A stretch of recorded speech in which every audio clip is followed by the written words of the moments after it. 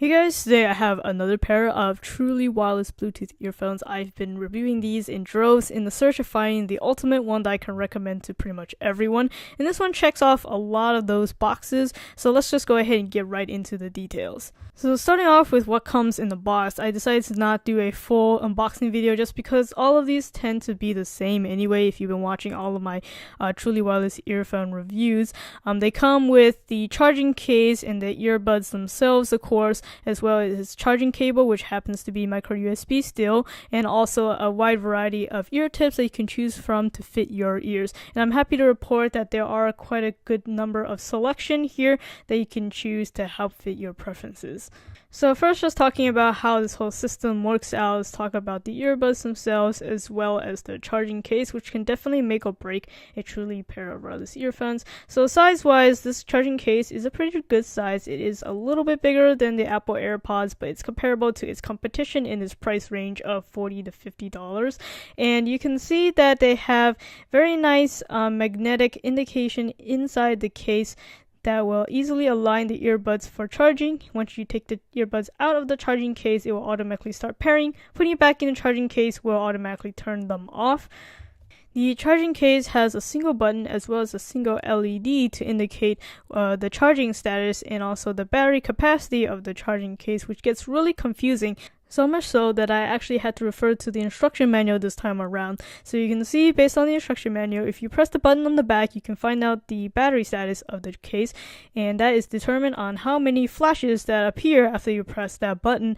And then of course, if you were actually charging the case, then it has different flashes that you have to keep track of, and it just gets really confusing. I think, why don't they just add a few more LEDs, maybe 3 more of them, so it's much more clear as to how much battery capacity is left in the case. But what's not as confusing, thank goodness, is actually the LEDs on the earbuds themselves, which is actually pretty unique. This little semi-transparent strip on each of the earbuds doubles not only as the button for functionality purposes, but also as the indicator status. So when it is glowing a red, that means it is charging, and then when you take it out, it will start alternating between green and red to note that it is trying to pair. When it's green for a split second, it tells you that it has successfully paired, and then the LED lights will then just turn off completely. In terms of functionality, as I mentioned earlier, the LED strips also double as a button that you can press on either of the earpieces to pause, play music, skip, reverse tracks, and also control volume and summon your voice assistant. And doing so is the traditional way of handling things, with one single press of the button for pause and play. Double pressing on one of the earpieces will skip a track, double pressing on the other earpiece will reverse a track. And then triple pressing one of the earbuds will increase the volume, triple pressing on the other earpiece will decrease the volume, and holding down either of the earpieces for approximately 3 seconds and then releasing the button will summon your voice assistant, in this case Siri, from my iPhone.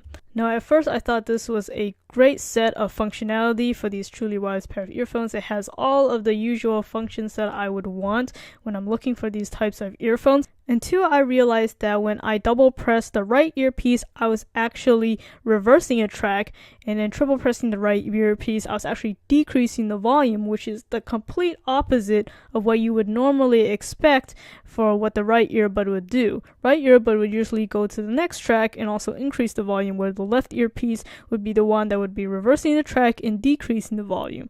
So that was really strange to me, and I had thought that I had picked up the earpieces correctly, and then I also realized that this position was also switched when you put the earpieces inside the carrying case.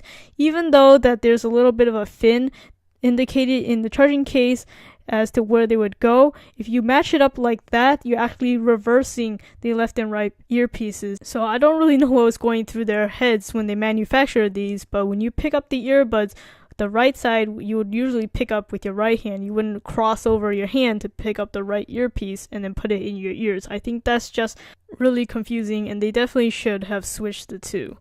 So unfortunately, because of that, I don't really think it's a deal breaker, but it is a really great deal of annoyance. And because it is similarly priced to a lot of the competition, there's no real reason for me to recommend something that is basically backwards in functionality over something over the competition. Especially when I listen to them, they don't have stellar sound quality or anything. It's pretty mediocre for the price range too. So I definitely think this one had a lot of potential, especially including all the functionality I needed. A pretty nicely designed build quality and charging case. Just the functionality being reversed, a very confusing power indicator on the case, and the very mediocre sound quality for the price range. I can't really recommend this over another pair of truly wireless earbuds that I have hailed. It's one of the best that I've tested so far, and that is the Traina T2s. I'll put both of the product links, both the Traina and also this one that I'm currently reviewing, in the description, so you can be the one making the final decision. But in my opinion, I think you're better off spending your money on the Traina T2s.